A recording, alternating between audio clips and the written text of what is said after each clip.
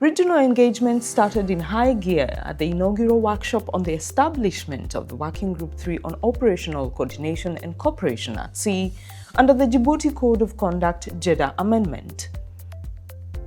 It was financed by the Kingdom of Denmark and hosted in Mombasa with the support of the Kenyan Navy. Subsequently, Brigadier MS Shemote, commander of the Kenya Navy Fleet, welcomed delegates to the workshop, emphasizing shared regional responsibility for maritime security and reaffirming the country's commitment towards securing the seas as part of its contribution to this shared goal. IMO called for the development of the concept of operations, the terms of reference, and the roadmap for the new working group on operational coordination at sea. Participants were urged to view navies as multifaceted maritime governance actors. The Indian Ocean stressed the importance of avoiding duplication in the Western Indian Ocean. Closer collaboration was emphasized between the DCoC and the Indian Ocean's Regional Maritime Security Architecture Centers, which is the RMIFC in Madagascar and the RCOC in Seychelles. UNITAR went on to emphasize that the workshop needed realistic outputs, cross-border trust, and state ownership, and he offered UNITAR's training modules, technical expertise, and simulations.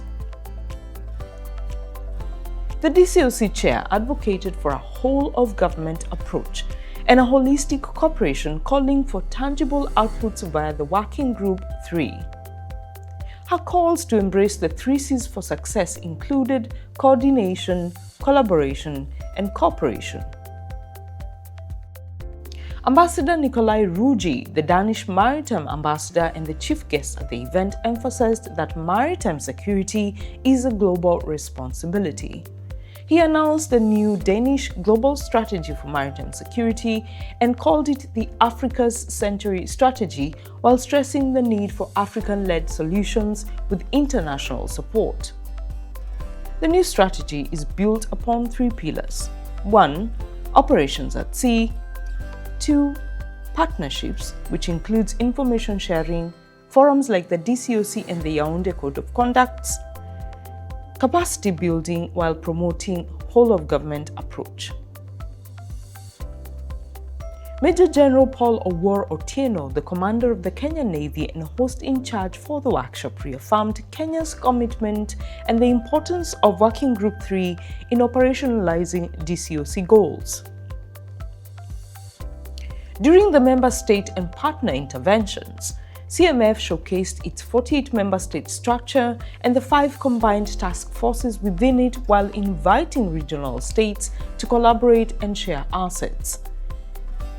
India's lead called for information flow and capability development. It was recalled that India played a big role in the drafting of the regional standard operating procedures, and the opening created at the IFC IOR will host the first ever DCoC liaison officer, who is also from Kenya.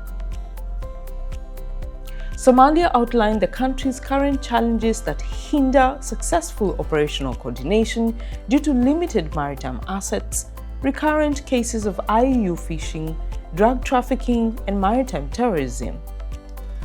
Somalia's dual Navy Coast Guard mission aims to be having independent naval operations by 2030. Tanzania described current regional maritime vulnerabilities such as the IUU fishing cases, drug trafficking, and environmental pollution, calling for workshop participants to push for joint patrols and intelligence exchanges under this working group. As a case study, Tanzania's efforts on maritime security governance and domain awareness were showcased through its National Maritime Security Committee, its National Joint Operations Center, its patrol assets and multinational drills under the EU Safe Seas for Africa program. While tackling regional threat updates, CMF, being the largest coalition of states for maritime security, prioritizes deterrence, interoperability, situational awareness, and it operates under national mandates only. India's IFC IOR gave a report on the rise in attacks within the Red Sea and piracy resurgent cases, highlighting that they involved narcotics smuggling, illegal migration, among other maritime crimes. While tackling legal and operational cooperation, UNODC and Interpol highlighted legal finish challenges, especially evidence preservation and admissibility in court. Both urged stronger data sharing and practical operational coordination among states. To map out current mechanisms, the RCOC proposed leveraging existing structures, stressing command and control clarity under the Working Group 3. ACSS recommended the establishment and adoption of national strategies, trust building, joint training, and the 3 C's considerations. The Indian Navy promoted the use of regional exercises, interoperability, and expanded joint operations. CMF, on the other hand, called for deconfliction, efficiency, and combined messaging. EUNAVFOR Atalanta shared its field experience since 2008, emphasizing the implementation of regional SOPs, extending synergies and joint patrol models. During a panel discussion on ideas on the formulation of a working model for implementation for DCoC states, international navies agreed responses must reflect national contexts and threats. Avoiding duplication of regional centers was emphasized, and the national prerogative reaffirmed over asset deployment. The continuity of personnel was noted, with the CMF standard practice of providing 6-month rotations while maintaining corporate knowledge highlighted. This emphasized pre-commitment of assets to ensure continuity. Finally, participants highlighted the need for stronger dialogue platforms to align regional and international actors.